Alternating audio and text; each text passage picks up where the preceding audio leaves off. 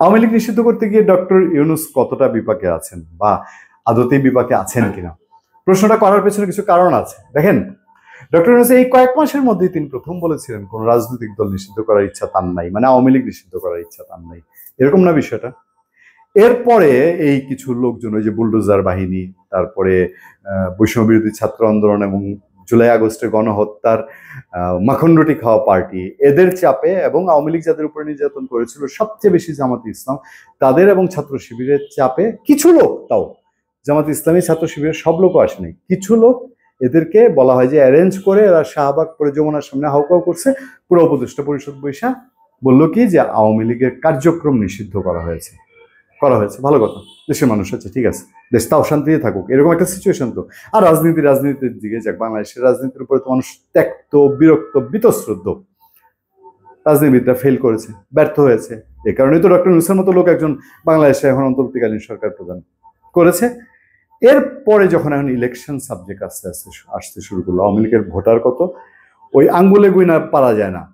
গবেষকরা গবেষণা করে বলে যে এটা কয়েক কোটি হবে ভোটার, শুধু জনসমর্থন তো পরে। ভয়েস অব আমেরিকা জরিপ করে বলছে যে দেশের 57% মানুষ চায় যে আওয়ামী লীগ রাজনীতি করুক।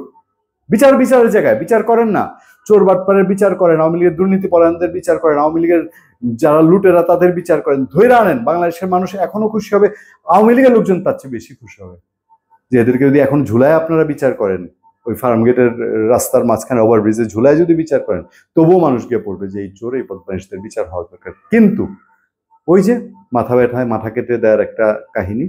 আচ্ছা, ইউনূস সাহেব কোন দলকে নিষিদ্ধ করবেন না করলেন, করে গিয়ে উনি কি দেখছেন যে এই লোকগুলা যদি ভোট না দেয়, ভোট দিতে না যায়, নৌকা মার্কা দেখে ভোট দিতে না যায়, আগে যেরকম ধানের শীষ নাই দেখে ধানের শীষে অনেক মানুষ ভোট দিতে যেত না, ভোট পড়তো 8-10%, এইবার যদি মোটামুটি এরকমই হয়, ফুললি যদি দেশের মানুষ যদি 20-30% ঠিক মতো ভোট না দেয়, তাহলে অবস্থাটা কি হবে? বিএনপি রেডিমেড এই মোয়াটা খাইতে চাচ্ছে কিনা, এটা নিয়ে অনেক প্রশ্ন আছে, বিএনপিতে চায় কিনা। লন্ডনের চেথাম হাউসে গিয়ে প্রথম বোঝা গেল যে ডক্টর সাহেব খুব একটা স্বস্তিতে নাই। চেথাম হাউস বক্তৃতাতেই তিনি প্রথম বললেন, আওয়ামী লীগকে তো আমরা নিষিদ্ধ করি নাই, তাহলে কি করছেন? কার্যক্রম নিষিদ্ধ করছেন। এইবার ওই লন্ডনে থাকতে বিবিসি আবার পেঁচায় ধরছে, বিবিসি বারবারই বলতেছে, কয়েকবার, 3-4বার প্রশ্ন করছে যে আওয়ামী লীগ তো আওয়ামী লীগ নিষিদ্ধ করছেন, আওয়ামী লীগের যে ভোটারেরা কোথায় ভোট দিবে, আপনি অংশগ্রহণমূলক বলছেন, বলে যে অংশগ্রহণমূলক কোন রাজনৈতিক দল অংশ না নিলেই খালি অংশগ্রহণমূলক না, এটা বলা যাবে না, দেশের মানুষ ভোট দিলেই হলো। তো দেশের মানুষ ভোট দিবে কই? আওয়ামী লীগের লোকজন তো তার প্রার্থী না পাইলে ভোট দিবে না।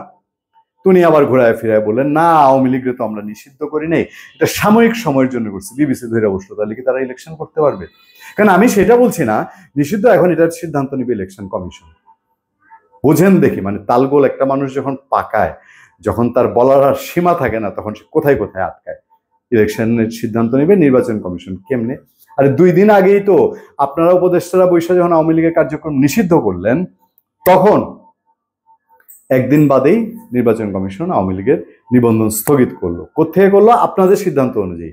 তো সরকার কি চায় এটার উপরে নির্বাচন কমিশন গুরুত্ব দেয় না। ধরলাম এই নির্বাচন কমিশন সরকারের তল্পি বাহক না, আগের গুলোর মতো না, মাইনেই নিলাম, অনুরোধে ঢেকে গিললাম। কিন্তু এখন কি নির্বাচন কমিশন যদি বইলা বসে যে আমরা আওয়ামী লীগের ইলেকশন করতে দিব, আপনি মানবেন? মানে ডক্টর সাহেব মানবেন কিনা, ডক্টর সাহেবের প্রশ্ন করতেছে, উনি মানবেন?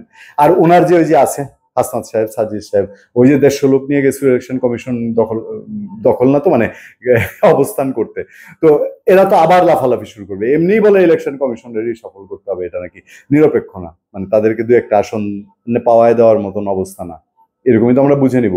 তো আওয়ামী লীগকে যদি ইলেকশন করতে দেয় ইলেকশন কমিশন, আমি তো মনে হয় আগের গায়ে ইট পাথরও রাখবে না, এরা যেই পরিমাণ বুলডোজার নিয়ে অভ্যস্ত হয়েছে। আচ্ছা, এখন আওয়ামী লীগকে তারা এমন একটা সিচুয়েশনে ফেলার পরে আওয়ামী লীগ কিচ্ছু করে না। এখন দেখেন এদের কার্যক্রম নেই, কেউ এর পক্ষে কথাও বলে না। কিন্তু ওই যে আমি কয়েকদিন ধরেই বলছিলাম আপনাদেরকে, এরা কোথায় যেন স্বপ্ন দেখে, এদের মধ্যে একটা অলৌকিক আত্মার, প্রেতাত্মার স্বপ্ন, সেই প্রেতাত্মার রূপটা হচ্ছে আওয়ামী লীগ রূপে। এই আসলো বলে, এই করিলে এই চলিয়ে আসবে, এরকম একটা ফাপড়ের উপর বাংলাদেশের মানুষরা আছে। ভোটটা হতে দেন না। ভোটটা হলে পরে, হ্যাঁ, আমরা সবসময় বলি এখন যে ভোট আছে, আওয়ামী লীগ ফিল্ডে থাকলে তো বিএনপি পাস করবে, অনেকে তো তাই মনে করে, যদিও দিনকে দিন অবস্থা অন্যদিকে যাচ্ছে। দিনকে দিন বিএনপির ভেতরকার যে সব কাণ্ড কারখানা, এই তৃণমূলের কিছু নেতাকর্মীর যেসব কাণ্ড কারখানা, এগুলো অনেক কিছু চ্যালেঞ্জিং হয়ে উঠছে। এনসিপির নেতা নাসিরউদ্দিন পাটোয়ারি ওই দিন বললো না যে বিএনপি 50 থেকে 100 আসনের বেশি পাবে না? আমার ভিতরে তীব্র একটা সন্দেহ ঢুকছে। কয়েকদিন আগে নাসিরউদ্দিন পাটোয়ারি বলছিল না যে 5ই আগস্ট মানুষ যেরকম বুঝতে পারেনি কিছু একটা হয়ে যাবে, আগামী ইলেকশনে এনসিপি এমনি আগাচ্ছে যে তারা কিছু একটা করে ফেলবে, এটা ভেতরে ভেতরে হচ্ছে, কৌশল ঠিক করে রাখা হচ্ছে। বিএনপি 50-100 আসন এই আওয়াজটা ছাড়ার পেছনে কোনো একটা নিশ্চিত উদ্দেশ্য আছে। এইবার আওয়ামী লীগ যদি ইলেকশন না করে, ইলেকশন যদি করতে না পারে, এবং করতে না পারা মানে কি, ইউনূস সাহেবের অধীনে কি আওয়ামী লীগ, ধরেন আওয়ামী লীগ এখন ওপেন করে দিল, আওয়ামী লীগ এসে কি ইউনূস সাহেবের অধীনে ইলেকশন করবে? যদি ওপেনও করে দেয়, করবে না। মানে একটা বড় রকম কেলটি এই বাংলাদেশের মধ্যে যা লাগানোর সমস্তটা লাগিয়ে দিয়েছেন।